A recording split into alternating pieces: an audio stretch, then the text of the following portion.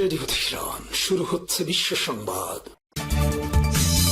বাংলাদেশের সর্বশেষ গুরুত্বপূর্ণ আপডেট সংবাদে আপনাকে স্বাগত। শুরুতেই সংবাদ শিরোনাম, পরে বিস্তারিত।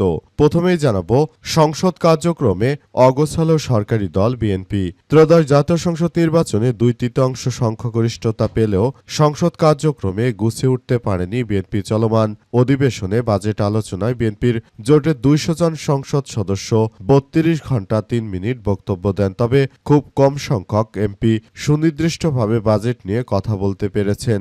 এতে দেখা যাচ্ছে তাদের মধ্যে অনেক অনীহা রয়েছে।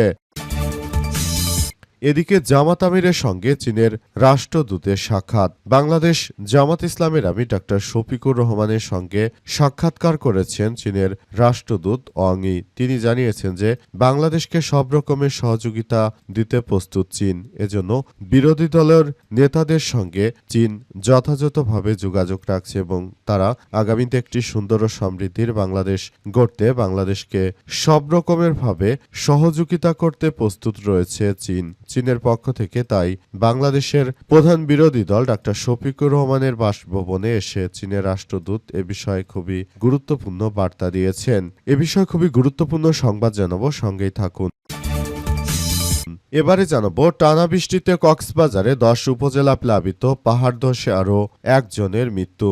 5 দিনের ভারী বৃষ্টিপাতে টেকনাফ সেন্ট মার্টিন নৌপথে পানিবন্দী হয়ে পড়েছে হাজার হাজার মানুষ। টানা ভারী বৃষ্টিপাত, পাহাড়ি ঢল ও জোয়ারের পানিতে কক্সবাজারে 10টি উপজেলার অন্তত 25টি ইউনিয়ন প্লাবিত হয়ে গেছে। জেলার বিভিন্ন এলাকায় ঘরবাড়ি এবং সড়কে পানি উঠায় হাজার হাজার মানুষ পানিবন্দী হয়ে পড়েছে। এরপর জানাবো, প্রশাসনের যোগ সাজেশে এনসিপির সমাবেশে হামলা দাবি জামাতের। এনসিপির জুলাই পদযাত্রার সমাবেশে ককটেল হামলার নিন্দা ও প্রতিবাদ জানিয়েছে জামাত ইসলাম। দলটির সেক্রেটারি জেনারেল মিয়া গোলাম পরোয়ার আজ এক বিবৃতিতে হামলাকারীদের দ্রুত গ্রেপ্তার এবং বিচারের দাবি করেছেন।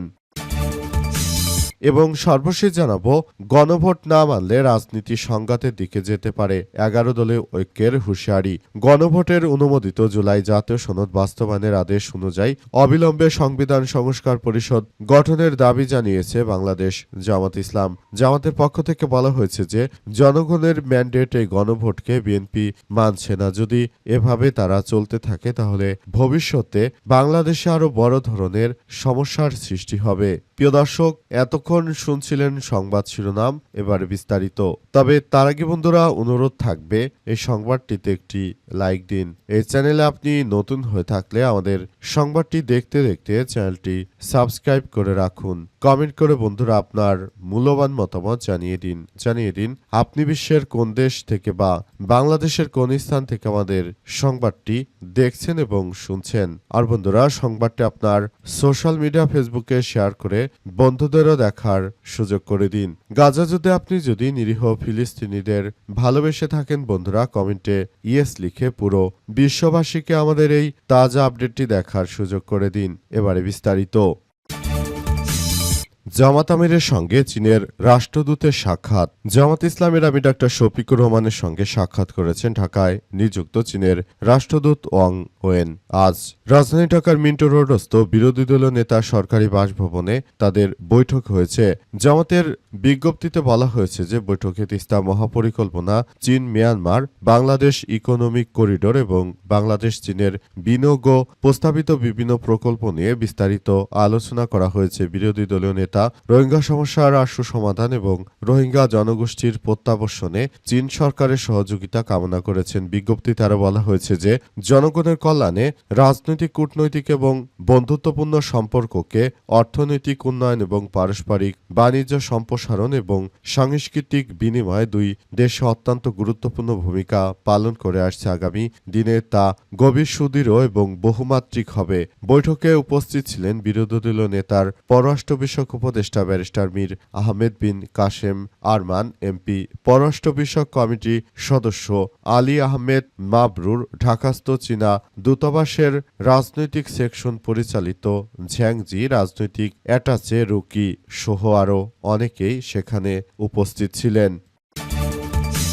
টানা বৃষ্টিতে কক্সবাজারে ১০ উপজেলা প্লাবিত, পাহাড় ধসে আরও একজনের মৃত্যু। টানা ভারী বৃষ্টিপাতে পাহাড়ি ঢল এবং জোয়ারের পানিতে কক্সবাজারে ১০টি উপজেলার অন্তত ২৫টি ইউনিয়ন প্লাবিত হয়েছে। জেলার বিভিন্ন এলাকায় ঘরবাড়ি ও সড়কে পানি উঠায় হাজার হাজার মানুষ পানিবন্দী হয়ে পড়েছে। মোট কথা, ভারত থেকে পানি ছেড়ে দেওয়ার কারণে মূলত আরও ব্যাপক আকারে এই পানি বৃদ্ধি পাচ্ছে এবং পানি বৃদ্ধি পেয়ে মূলত নতুন করে আবারও দেশের অভ্যন্তরে এক ভয়াবহ বিপর্যয়ের সৃষ্টি করছে। মূলত নতুন করে সব সমস্যাগুলোকে খুবই খারাপের দিকে নিয়ে যাচ্ছে। মূলত ভারত থেকে এই পানি ছেড়ে দেওয়ার কারণে বাংলাদেশে প্রতিনিয়ত বন্যা হচ্ছে এবং এই বন্যার তীব্রতা এতটাই বৃদ্ধি পাচ্ছে যে পুরো বাংলাদেশ একরকম অসহায় হয়ে পড়ছে। মূলত ভারতের হিন্দুত্ববাদীরা তারা বাংলাদেশকে অস্থিতিশীল করার জন্য নতুন নতুন ষড়যন্ত্র আঁটছে এবং তারা ষড়যন্ত্র করে তারা এমন কিছু করতে চাইছে যে বিষয়গুলো আমাদের জন্য অত্যন্ত দুঃখজনক ব্যাপার। তারা প্রতিনিয়ত শুষ্ক মৌসুমে যখন বাংলাদেশে পানির প্রয়োজন হয় তখন তারা পানি দেয় না, কিন্তু যখন বাংলাদেশে পানির দরকার না হয় তখন এই বর্ষা মৌসুমে তারা পানি ছেড়ে দেয়। সুতরাং এই ধরনের ঘটনা শুধুমাত্র হিন্দুত্ববাদী ভারতের দ্বারাই সম্ভব বলে উল্লেখ করা হয়েছে। নতুন করে বিষয়গুলো সবাইকে খুব গুরুত্ব সহকারে দেখভাল করতে হচ্ছে। প্রশাসনের যোগসাজশে এনসিপির সমাবেশে হামলা দাবি জামাত ইসলামের। এনসিপির জুলাই পদযাত্রার সমাবেশে ককটেল হামলা নিন্দা এবং প্রতিবাদ জানিয়েছে বাংলাদেশ জামাত ইসলাম। দলটির সেক্রেটারি জেনারেল মিয়া গোলাম পরোয়ার আজ এক বিবৃতিতে হামলাকারীদের দ্রুত গ্রেপ্তার এবং বিচারের দাবি করেছেন। আজ রাতে সাভারের তারাপুর ঈদগাহ মাঠ এলাকায় এনসিপির সমাবেশে ককটেল হামলায় ৬ জন গুরুতরভাবে আহত হয়েছে। মূলত আওয়ামী দুর্বৃত্তরা এই ধরনের হামলার সঙ্গে সরাসরি যুক্ত রয়েছে বলে অভিযোগ পাওয়া গেছে। মূলত আওয়ামী দুর্বৃত্তরা তারা সরাসরি এখন আর সামনে আসতে না পারলেও তারা পালিয়ে থেকে তারপর মূলত জাতীয় নাগরিক পার্টি এনসিপির নেতৃত্ববৃন্দদের বিভিন্ন সভা সমাবেশে প্রতিনিয়ত তারা হামলা চালাচ্ছে। হামলার পরিধি এখন ভিন্ন দিকে চলে যাচ্ছে। নতুন করে যে হামলা চালানো হচ্ছে সেই হামলার পরিধি খুবই খারাপের দিকে চলে যাচ্ছে। হামলা আসলে সবার জন্য খুবই খারাপের দিকে চলে যাওয়ার মধ্য দিয়ে মূলত সবাই খুব বেশি এক ভয়াবহ বিপজ্জনক পরিস্থিতির কথা জানান দিচ্ছে। ইতিমধ্যেই এই সমস্যাগুলো আরো বড় আকারে দেখা যাচ্ছে, যেখানে জাতীয় নাগরিক পার্টি এনসিপির নেতৃত্ববৃন্দদেরকে যেখানেই পাওয়া যাবে সেখানেই হত্যা করার জন্য আওয়ামী লীগের পক্ষ থেকে পুরস্কার ঘোষণা করা হয়েছে নড়াইলে। সুতরাং এখনও যদি সরকার আওয়ামী লীগের বিষয়টি নিয়ে গড়িমসি করে তাহলে অদূর ভবিষ্যতে বর্তমান বিএনপি সরকারের জন্য খুব কঠিন দিন অপেক্ষা করছে বলে জানিয়েছে বাংলাদেশ জামাত ইসলাম।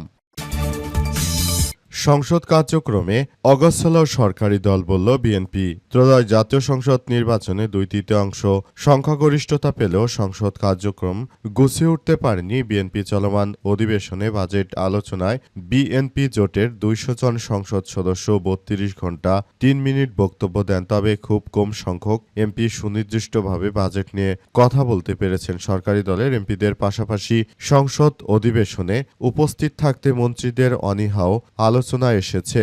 মূলত সেখানে বিএনপির অন্যান্য এমপি মন্ত্রীদেরকে উপস্থিত থাকার কথা থাকলেও কিন্তু প্রকৃতপক্ষে দেখা গেল যে তাদের অধিকাংশই উপস্থিত নেই। তার মধ্যে স্বাস্থ্যমন্ত্রী, আইনমন্ত্রী সহ তারা মূলত তারেক রহমানকে হয়তোবা থোড়াই কেয়ার করে না। সংসদ কার্যক্রমে তারা অগোছালোভাবে কার্যক্রম চালাচ্ছে, কিন্তু এই প্রক্রিয়ার মধ্য দিয়ে আমরা দেখতে পাচ্ছি যে বিরোধী দল অর্থাৎ জামাত ইসলাম তারা কি সুন্দরভাবে তারা তাদের কার্যক্রমগুলো চালিয়ে যাচ্ছে। মূলত তারা আসলে নিজেদের পায়ে নিজেরা কুড়াল মেরেছে বিএনপি, কারণ তারা যদি এটা না করতে পারত তাহলে হয়তো বিষয়গুলো হয়তোবা এমন কিছু হতো না। বিষয়গুলো সবার জন্য খুবই ভালো কিছু বয়ে আনত, কিন্তু বিএনপির এমপি মন্ত্রীদের কারণে বরং বিএনপির নিজেদের মধ্যে একরকম ভাঙনের সৃষ্টি হয়েছে। এর ফলে বিএনপির নেতৃত্ববৃন্দরা একরকম একা হয়ে পড়েছে। অবস্থায় সংসদে বিএনপির নেতৃত্ববৃন্দরা তারা একরকম অগোছালোভাবে কার্যক্রম চালাচ্ছে, যেটা বিরোধী দল জামাত তারা তাদের শক্ত প্রতিপক্ষ হিসেবে কিন্তু যথাযথভাবে চাপ প্রয়োগ করতে পারছে বিরোধীদের উপর। এটা জামাত ইসলামের নেতৃত্ববৃন্দের এক ধরনের খুবই দলের প্রতি একটা ভালোবাসার জায়গা থেকে তারা মূলত এসব কিছু করতে পারছে।